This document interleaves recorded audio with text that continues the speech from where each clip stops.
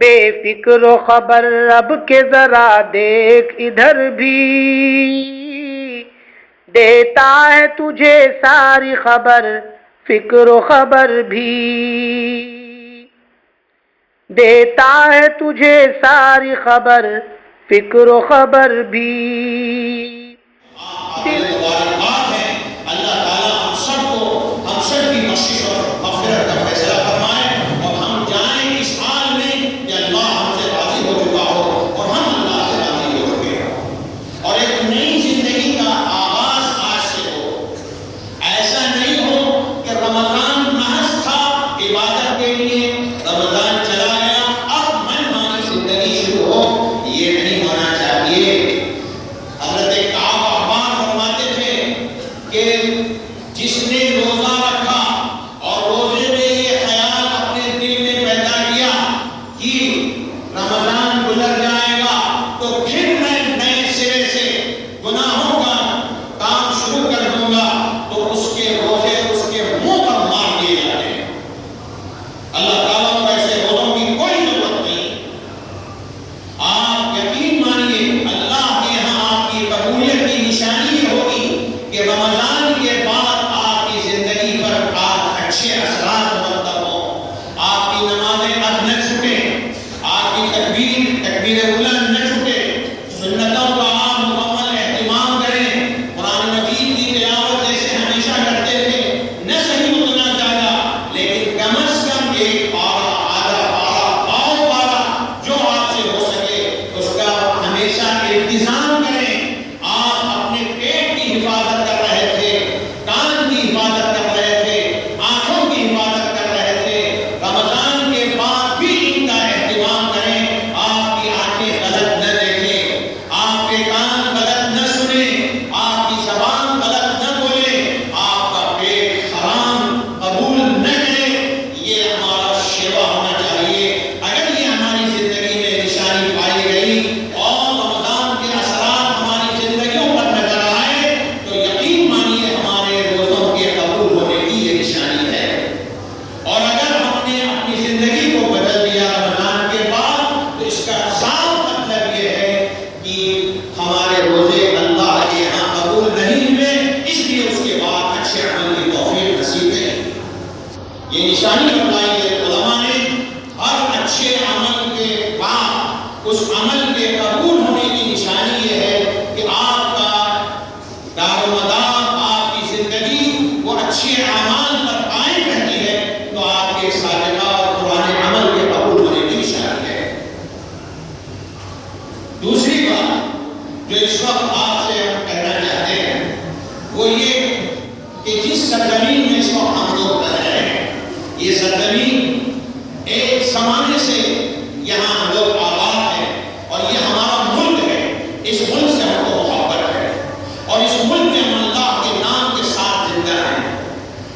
قومیں دنیا میں آئی، آ کر چلی گئی، لوگ آئے چلے گئے، مذاہب آئے، مذاہب مل گئے، جس کو علامہ علی علیہ الرحمہ نے یہ کہا ہے اکال الارض ہے، یہ کھا جانے والی زمین ہے، اکال الامم یہ زمین ہے، امتوں کو قوموں کو میت کر دینے والی یہ زمین ہے۔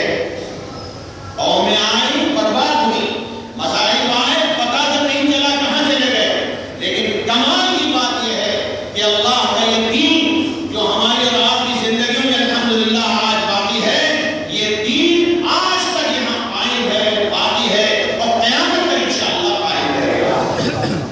آپ کی اور ہماری اب ذمہ داری ہے کہ اس دین کو ہم اس سرزمین میں آباد رکھیں اور اپنے تشخص اسلامی کے ساتھ ہم یہاں رہیں، ہمارا تشخص ہو، ہم سنتوں کے ساتھ رہیں، اللہ تعالیٰ کے حکموں کو عمل کرتے ہوئے رہیں، یہاں تک کہ ہماری تہجد نہ چھوٹے، ہماری سنتیں نہ چھوٹے، ہماری اذانیں یہاں سے نہ جائیں، اور کیا مجال ایک حرف ادھر کا ادھر ہو جائے۔ ان ساری تشخصات اسلامیہ کے ساتھ، اپنے پورے ثقافت اسلامیہ کے ساتھ اس ملک میں ہمیں انشاءاللہ قیامت تک رہنا ہے اور اللہ کے دین کو اللہ کے بندوں پر پہنچانے کے فرائض اپنی ذمہ داری سے پورا کرنا ہے۔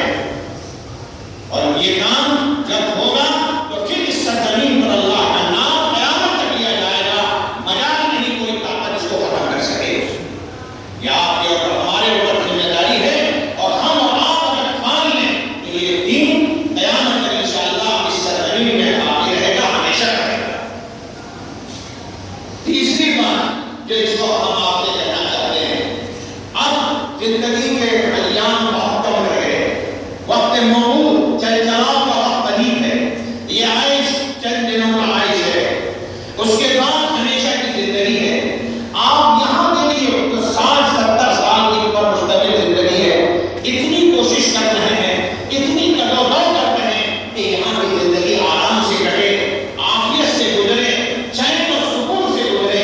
میرے بزرگوں اور میرے بھائیوں، کیا اس کی فکر ہمارے سر پر نہیں ہے کہ ہمیشہ ہمیشہ آنے والی لامحدود زندگی ہے، اس کے لیے بھی تو کچھ کام کر جائیں، اس کی ہمارے دل میں فکر ہو۔ اور اس کے لیے سب سے پہلی شرط یہ ہے ہمارا عقیدہ صحیح ہونا چاہیے۔ ہم ایک اللہ کو مانتے ہیں، اللہ ہی سے سب کچھ ہوتا ہے، اللہ کے سوا کسی سے کچھ نہیں ہوتا۔ عزت، ذلت، وقار اور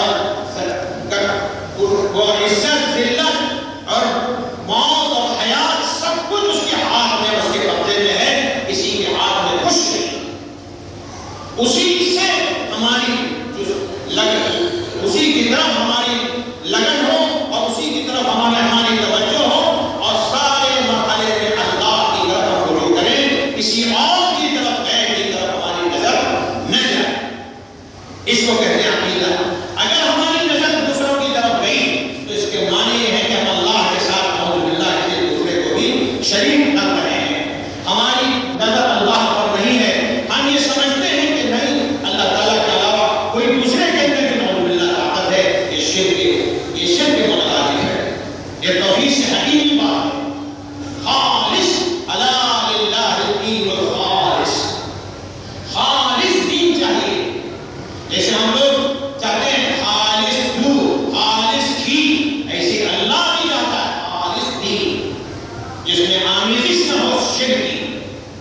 اور نمبر 2 پر یہ ہے، یہ طے کر لیں، ٹھان لیں، جب تک رہیں گے اللہ کے دین کے ساتھ رہیں گے، اللہ کی اطاعت کے ساتھ رہیں گے، نافرمانی کبھی نہیں کریں گے، اور موت تک اللہ کے حکموں پر مر مٹیں گے، کبھی اللہ کے سامنے اللہ سے سر منہ انحراف نہیں کریں گے، شریعت کا مذاق نہیں اڑائیں گے، شریعت کے خلاف زندگی نہیں گزاریں گے، یہ آپ طے کریں۔ ورنہ پھر آپ بتائیے اس شریعت مطہرہ کی عبادت کرنے والا کون آئے گا؟ آسمان سے کوئی نبی آئے گا؟ اگر ہم نہیں کریں، ہم ہی اچھا نمونہ پیش نہ کریں، ہم ہی ویسے ہی زندگی بسر کریں جیسے غیر اور اسلام سے دور لوگ اپنی زندگی بسر کرتے ہیں، ایسی زندگی ہم بسر کریں۔ ارے ہمارے یہاں تو یہ عالم ہے کہ ایک لمحے کے لیے فرصت نہیں ہوتی تھی کہ چاند موت آ جائے اور ہمارا وقت نکل جائے اور ہم اللہ تعالیٰ کی اطاعت نہ کر سکیں، یہ خوف رہتا ہے۔ محدثین کی بڑی جماعت ہمارے یہاں تاریخ میں، سیرت کی کتابوں میں اور اس میں کتب خانہ میں کتابیں پھر پڑھی، آپ دیکھیے اس میں محدث کا تذکرہ آتا ہے۔ ایک بڑے محدث تھے، ان سے کسی طالب علم نے جو حدیث پڑھنا چاہتے تھے، پڑھنے کے لیے سفر کیا اور سفر کر کے ان کے پاس پہنچے، اور پہنچنے کے بعد ان سے کہا کہ محترم، ہم آپ سے حدیث شریف سننا چاہتے ہیں اور آپ سے حدیث پڑھنے آئے ہیں۔ اور یہ انہوں نے کہا کہ ہم تم کو زبانی بتائیں یا ہماری لکھی ہوئی کتاب ہے وہ کتاب تم کو ہم سنائیں۔ انہوں نے کہا کہ آپ ہم کو اپنی لکھی ہوئی کتاب سے ذریعے سنائیے، آپ نے جو حدیثیں نوٹ فرمائی ہیں اس کے ذریعے سے آپ وہ ہم کو حدیثیں سنائیے۔ اب وہ اٹھ کر چلے گئے محدث۔ اب جیسے آگے 2 قدم بڑھے تھے، انہوں نے چیخ کر کہا کہ محترم آپ واپس تشریف لائیے، واپس تشریف لائیے، اور ہمیں آپ زبانی حدیث بیان کیجیے۔ انہوں نے پوچھا، محدث نے پوچھا، استاد نے پوچھا، کیا بات ہے کہ ابھی تو تم ہم سے کہہ رہے تھے کہ اس کو اپنی کاپی پر جو بیاض پر لکھا ہے اس کے ذریعے سے سناؤ، اور ابھی فوراً تم بدل گئے اور کہتے ہیں کہ جلدی سے سناؤ، زبانی سناؤ، کیا بات، کیا قصہ؟ کہنے لگے کیا بعید ہے، کیا عجب ہے کہ آپ کاپی لانے کے لیے چلے جائیں اور واپس آنے میں دیر ہو جائے اور ہماری ادھر موت واقع ہو جائے اور اللہ کے رسول کی بات سننے سے رہ جائے۔ اتنا بھی ان کو نہیں تھا، اعتماد نہیں تھا، اتنا موت کا استحصال رہتا تھا۔ آج موت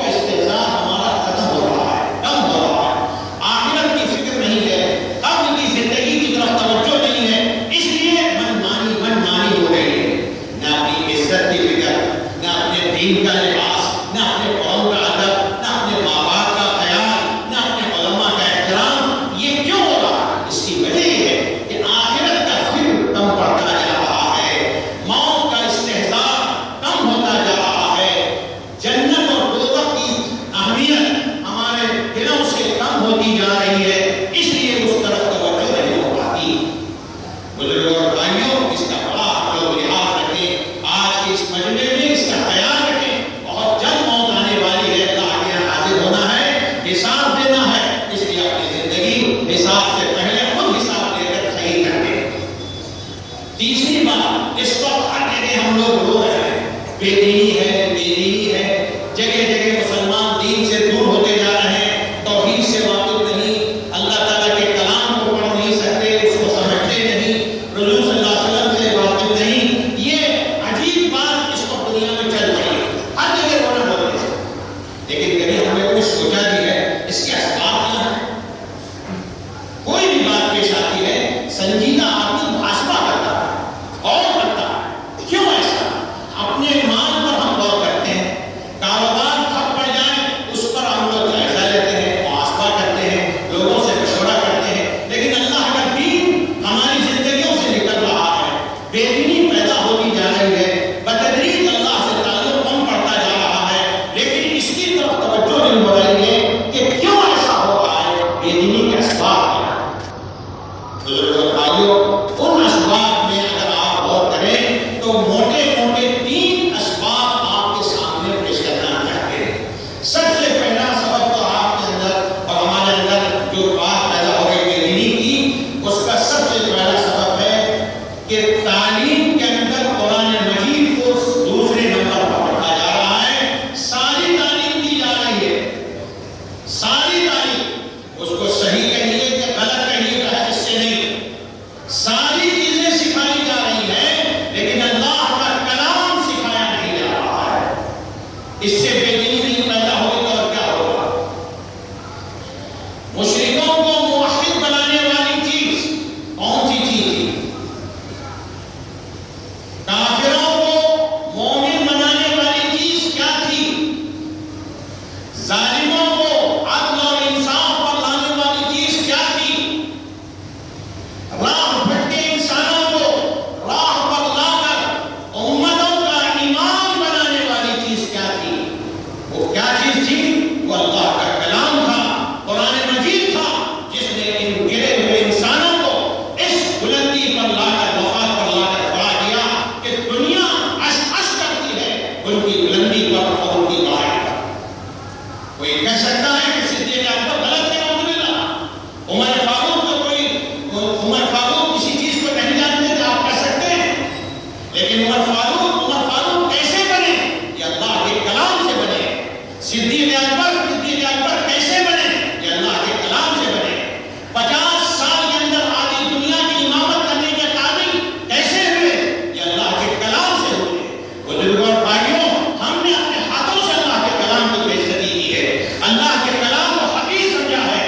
اللہ کا کلام پڑھنا گوارا نہیں، سب کچھ پڑھنے کے لیے ہم آگے بڑھتے ہیں. چنانچہ اسی کا نتیجہ ہے کہ آج بے دینی گھستی جا رہی ہے، بزدلی پیدا ہوتی جا رہی ہے، اور ساری چیزیں ہمارے اندر ایسی آتی جا رہی ہیں کہ بتدریج سوال پر سوال، سوال پر سوال آتا جا رہا ہے، اور توجہ اب بھی نہیں ہو رہی.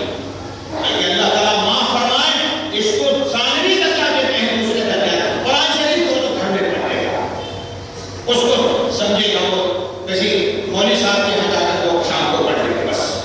ارے اللہ کے بندو، جو لوگ پڑھے ہوئے ہیں، اسی کلام سے ہوئے ہیں، اتنے سائنس کے بڑے بڑے ماہرین ہوئے ہیں، آپ تحقیق کر کے دیکھیے. ہم یہاں دعویٰ نہیں کرتے ہیں، آپ کو اندازہ ہوگا اس قرآن کے ذریعے سے کیا کیا علوم، کیا کیا فن دنیا میں ایجاد کیے گئے. ہم نے اپنی چیز کی ناقدری کی ہے، تب جا کے ہم کا یہ احساس ختم ہو گیا. ہمارا احساس ہوتا ہوگا کہ قوموں نے اس قرآن کے ذریعے سے کیا کیا گر اور کیسے کیسے فن حاصل کیے تھے. دوسری بات جو دنیا میں اس وقت بے دینی کا سبب ہے، وہ ہے بے دینوں کی صحبت. بے دین لوگوں کے ساتھ رہتے ہیں، ظاہر ہے جس کے ساتھ رہے گا اس کا اثر پڑے گا. ایک پڑھائی کے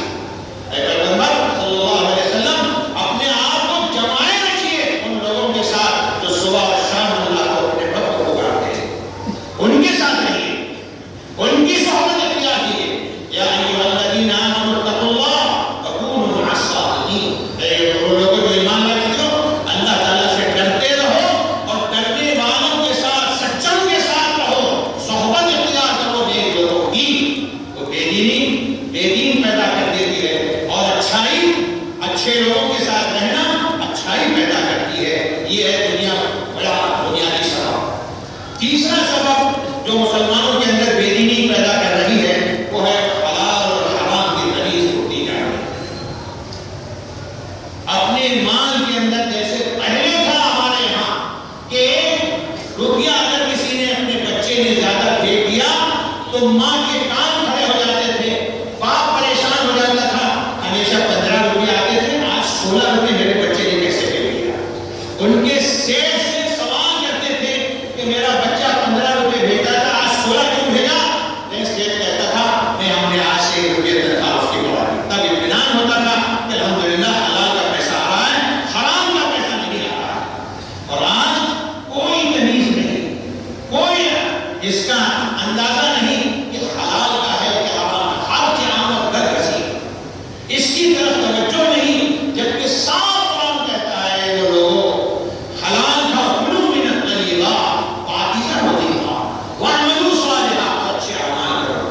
پاکیزہ روزی کھانے پر اچھے اعمال وجود میں آتے ہیں، اور ناپاک روزی پیٹ میں جب جاتی ہے تو اس کے برے اثرات زندگیوں پر مرتب ہوتے ہیں۔ اس کا بڑا اثر پڑ رہا ہے۔ کیا بتائیں عزت کہاں چلی گئی ہماری؟ لوگ سفر کرتے ہوئے اب ڈرتے ہیں۔ میں صفائی کے ساتھ آپ سے عرض کرنا چاہتا ہوں اس جگہ پر کھڑے ہو کر، تاکہ کسی کو وہ نہ ہو جائے کہ نہیں صاحب بات چھپائی جاتی، چھپانا نہیں چاہتے، صفائی سے کہنا چاہتے۔ شریف لوگ، اچھے لوگ سفر کرتے ہوئے اس پر ڈرنے لگے۔ کیا وجہ ہے؟ نہیں صاحب راستے میں وہاں پر کسٹم میں جاتے ہیں تو ہم کو ایسے بری طریقے سے، بری نظر سے دیکھتے ہیں جیسے لگتا ہے بڑا مشکوک ہے۔ کیا وجہ؟ وجہ کیا ہے؟ ہمارے ہی کرتوت ہے، ہمارے ہی کالے کرتوت ہے کہ میں نے غلط کام کیا اور پکڑے آپ جا رہے ہیں، شک کی نگاہ سے آپ کو پکڑا جا رہا ہے، شک کی نگاہ سے آپ کو ذلیل ذلت کی نگاہ سے دیکھا جا رہا ہے۔ کیا یہ قصہ ہے؟ جو قوم کہ کبھی ایک پیسہ حرام کا کبھی سوچ نہیں سکتی تھی، آج اس مقام سے گرتے گرتے کس حیثیت پر اور کس جگہ پر جا کر پہنچی، کس جگہ پر جا کر پہنچی۔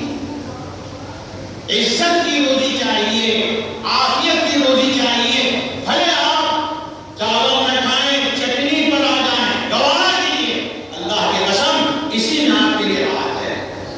لیکن وہ روزی جس میں عزت کو دھجیاں، عزت کی دھجیاں ہو جائیں، عزت کو خاک میں ملایا جائے اور لوگوں کی عزتیں پامال کر دی جائیں اور پھر بدنامی ہو جائے اور پھر اس کے بعد لوگ سن کر حیرت میں پڑ جائیں، ایسی روزی سے کیا حاصل ہے، کیا فائدہ؟ کیا روزی لے کر جائیں گے؟ یہ کٹری لے کر جاتے ہیں کوئی معلوم ہے، پھر اس کے لیے ہاتھ پیر حرام حلال اور عزت اور بے عزتی کسی چیز کو دیکھے بغیر نظر انداز کیے ہوئے کیوں حاصل کی جاتی ہے؟ اور اس کے پھر معاشرے پر بڑے اثرات مرتب ہوتے ہوئے صاف نظر آ رہے ہیں۔ ایسے موقع پر بزرگ اور بھائیوں ہم سب کا فریضہ ہے اپنے بڑوں کی آپ بات مانیں، اپنے والدین کی بات مانیں، وہ آپ کو روکتے ہیں رک جائیں گے، اس کا خیال رکھیے۔ عزت اور شرافت اللہ کے ہاتھ میں ہے، اور عزت اسی وقت ہوگی جب آپ اللہ کی عزت کریں گے، اللہ کے دین کی عزت کریں گے۔ جیسے دین کہتا ہے ویسے کریں گے، پھر عزت ہمارے قدم کو چھوئے گی، سروں پر اٹھائے جائیں گے۔ اور اللہ کی قسم اگر دین کو ہم نے پامال کیا، اللہ کے حکموں کو پامال کیا، تو ہماری کوئی قیمت نہیں ہوگی، بے وزن ہو کر رہ جائیں گے، جیسے سرکار صلی اللہ علیہ وسلم نے پیشن گوئی فرمائی۔ اور پھر آپ سے ایک بات آپ کرنا چاہتے ہیں، احساس فرض ہمارے اندر سے کم ہوتا ہے۔ ہمارے فرائض کیا ہے، ہماری ذمہ داریاں ہیں۔ کہ ہم آپ میں سے کسی کو کھڑا کر کے پوچھیں آپ کی فضل افضلی کیا ہے، آپ کا کیا کیا کام ہے، فضل افضلی کا مطلب آپ کی ذمہ داری میں کیا کیا کام ہے، آپ بتا سکتے ہیں؟ نہیں بتا پائے چند لوگوں کو۔ احساس ذمہ داری، احساس فرض، یہ سمجھنے کی ضرورت ہے۔ اور اسی وجہ سے ہم کچے کار ہیں، ہم صحیح سمجھ نہیں پا رہے ہیں، اپنی عزت کی جگہ حاصل نہیں کر پا رہے ہیں، اس لیے کہ ذمہ داری سمجھتے ہی نہیں کہ وہ آئے ہیں، کیا ہے، وجہ کیا ہے، کیا ہماری ذمہ داری ہے۔ سب سے پہلی ذمہ داری انسان کی یہ ہے اپنے فرائض کو سمجھنے میں۔ اللہ تعالیٰ کو آپ پہچانیے، وہ والد ہے، وہ آقا ہے، ہم غلام ہیں، وہ خالق ہیں، ہم بندے ہیں۔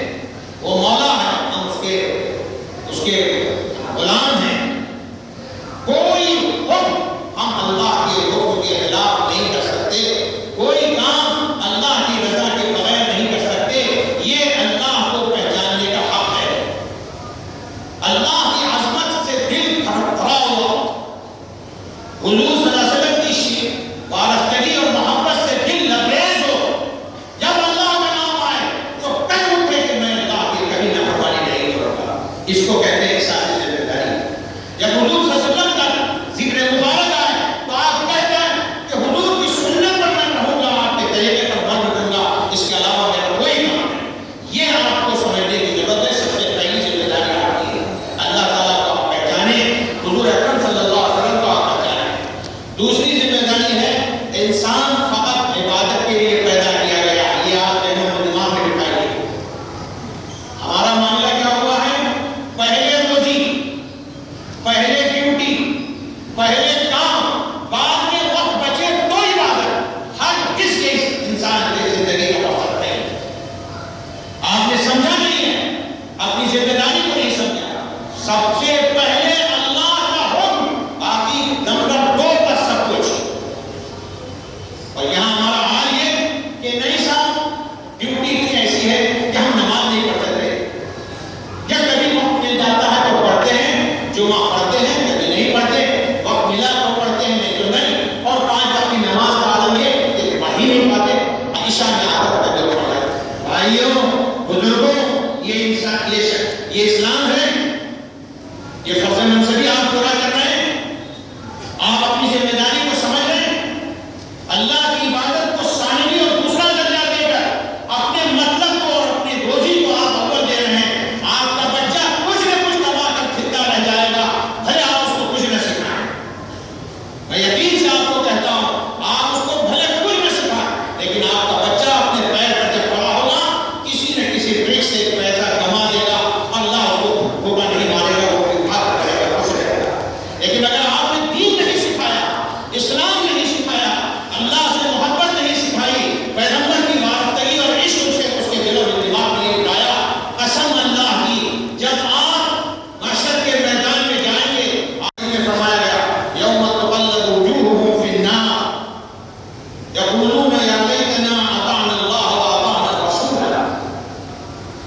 اس دن جس دن چہرے پلٹ دیے جائیں گے، منہ کے بل گھسیٹ کر جہنم میں پھینکا جانے کا وقت ہوگا. اس وقت کہیں گے ہائے افسوس، ہائے افسوس، کتنا اچھا ہوتا ہم اللہ اور اس کے رسول کی اطاعت کرتے، فرمانبرداری کرتے، ان کی باتیں سنتے. اور پھر آگے کیا کہیں گے؟ اے اللہ، یہ ہمارے سردار تھے، یہ ہمارے سید تھے، یہ ہمارے بڑے تھے، انہوں نے ہم کو گمراہ کیا. فَأَضَلُّونَ السَّبِيلَ، ہم کو صحیح راستے سے انہوں نے گمراہ کیا ہے. فَآتِهِمْ، کہ اللہ ان کو دگنا عذاب دے دے. وَلْعَنْهُمْ لَعْنًا كَبِيرًا، اور ان پر بھرپور اے اللہ کو لعنت کرو. کون کہہ رہا ہے؟ کون کہہ رہا ہے؟ ذرا سوچیے تو صحیح. یہ قرآن کہہ رہا ہے کہ اس کے بعد آپ کی گردن پر آپ کے اوپر وہ اللہ تعالیٰ کے یہاں سفارت حجت کر کے آپ کے خلاف حجت قائم کر رہے. کیوں آپ اپنے بچوں کو دین سکھانے سے کتراتے ہیں؟ کیوں آپ اور ہم اللہ کے علم کو، علم نبوت کو، علم شریعت کو اپنے بچے کو سکھانے میں احساس کمتری کا شکار کیوں ہو رہے ہیں؟ یہ میں آپ سے اسی لیے عرض کر رہا ہوں سے کہتے ہوئے کہ کیا حال ہو گیا ہے، کیا بتائیں. بچہ ہماری طرف توجہ کرنے تیار ہے. یہ طریقہ نہیں ہے. دین سے گری ہوئی بات ہے، اخلاق سے گری ہوئی بات ہے، شریعت کو نہ سمجھنے کی بات ہے. اپنے ماں باپ کا حق سب سے اونچا ہے، اس کو بھی سمجھیے، اس بھی نہ کہیے. اور آپ کے کو جب اپنی عمر پہنچ جائے تب بھی گزرے گئے. نمبر 2، اپنی بیویوں کے ساتھ اچھا سلوک کیجیے. اللہ نے آپ کو حکم دیا وَعَاشِرُوهُنَّ بِالْمَعْرُوفِ. بہت سے لوگ ہیں بیویوں کو ستا کر رکھا ہے. ذرا سا نمک تیز، کیا ہو گیا؟ نمک تیز کرتی ہو، ایک بنانا نہیں. ارے بھائی، آپ اتنا بھی صبر نہیں کر سکتے؟ وہ بیچارے آپ کی خادمہ تھوڑی ہیں، وہ آپ کی بیوی. کیا عجب ہے کہ آپ نمک کے تیز ہونے پر خاموشی کا اظہار کریں اور خوش رہیں. ادھر اللہ آپ کی بخشش اور مغفرت کا فیصلہ کرتا ہے اور ہوا ہے. لیکن کچھ نہیں، میں ان سے بات کرنے کو تیار، ان کے پر پٹائی کبھی کی شکایت اور کبھی سختی سے گفتگو ہو رہی ہے، کبھی گھر سے جا رہے ہیں تو بتانے کو تیار نہیں. یہ شکایتیں اور اس کی وجہ سے پھر آپس میں وہ تفرقہ جدائی، پھر اس کے بعد محکمے میں بات جاری. یہ سب کیوں ہوتا ہے؟ یہ سب شریعت کے نہ جاننے کی وجہ سے ہوا. صاف بات ہے. اور پھر اس کے ساتھ ساتھ ہم عقید میں آپ سے ایک بات اور کہیں گے، شراب یہ اندرون میں یہ وقت پھیلتا ہے، اتنی بری لعنت ہے، ام الخبائث ہے، حدیثوں کی ماں ہے.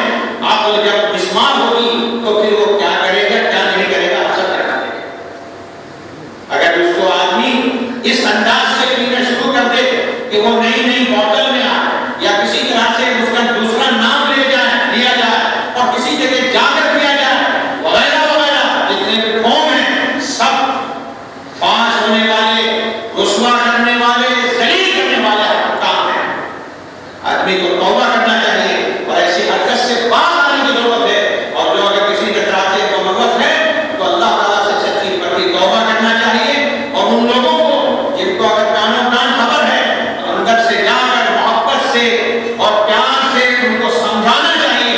اگر کہیں کہ وہ آپ کے سمجھانے سے باز آ جائے، اور اس کے ہم گواہ ہیں کہ اللہ نے ایسا موقع دیا کہ ان کے پاس گئے تو کام اچھا ہوا اور ان کے پاس اچھی زندگی ہو گئی. اس لیے اس طرف بھی توجہ کی ضرورت ہے.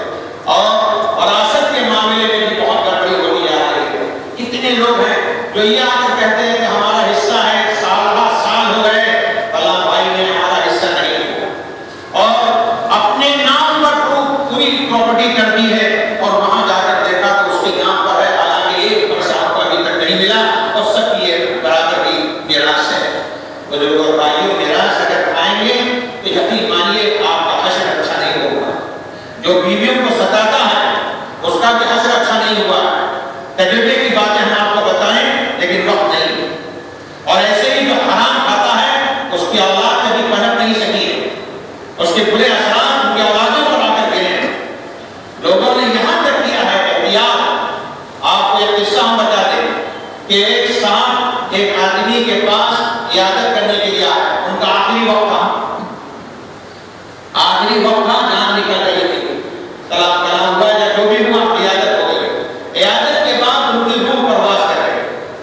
روح جیسے ہی پرواز کر گئی فوراً اس اللہ کے بندے نے اس چراغ کو بجھا دیا اور اندھیرا ہو گیا. اندھیرا ہو جانے کے بعد لوگ پریشان ہوئے، کیا آدمی ہے کہ صاحب جان نکل گئی، میت ہو گئی اور انہوں نے چراغ بجھا دیا. ان کو ڈاکا اور فوراً انہوں نے اپنے گھر سے دوسرا چراغ لا کر جلایا اور روشنی ہو گئی. جب لوگوں نے ان سے پوچھا کہ یہ کام آدھا ہے، آپ نے ایسا کیوں کیا، تو انہوں نے جو بات بتائی وہ سننے کے قابل ہے اور اس سے آپ کے دل کو چوٹ لگے گی. انہوں نے فرمایا جب تک یہ زندہ تھے اس چراغ کے وہ مستحق تھے، اس چراغ کے وہ وارث تھے. جیسے ہی ان کی روح پرواز ہو گئی، روح نکل گئی، اب یہ چراغ ان کا نہیں ہے، یہ چراغ کا تیل ان کا نہیں ہے، ان کے وارثین کا ہے. اور وارثین کی اجازت کے بغیر مجھے اس لائف کے اندر، اس چراغ کے اندر رہنے کی کوئی اجازت نہیں ہے. اس لیے میں نے اس چراغ کو بجھا دیا. دوسروں کا مال ہے، ہم دوسروں کا مال استعمال کرنا پسند نہیں کرتے.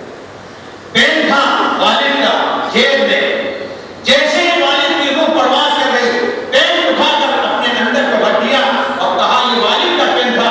اب اس کے بعد ان کی اس کے اندر وراثت سب کی ہو گئی، ہم کو یہ جائز نہیں ہے اس کا استعمال کریں. اس حد تک لوگوں نے خیال رکھا ہے. اور ایک ہم ہے کہ دو قدم سے کھا رہے ہیں، امانتیں دبائے جا رہے ہیں، کسی کا پیسہ ادا نہیں کرتے ہیں اور زندگی ایسی بسر ہو رہی ہے، سمجھتے معاملہ ہو جائے گا. اللہ تعالیٰ گواہ ہے، قیامت کے دن آپ جنت میں بھی اگر جائیں گے راستے میں روک دیا جائے گا کہ حرام کا مال کھا کر کیسے جنت میں جا رہا ہے. اس لیے بزرگوں اور بھائیوں ان چیزوں کی طرف توجہ دینے کی ضرورت ہے.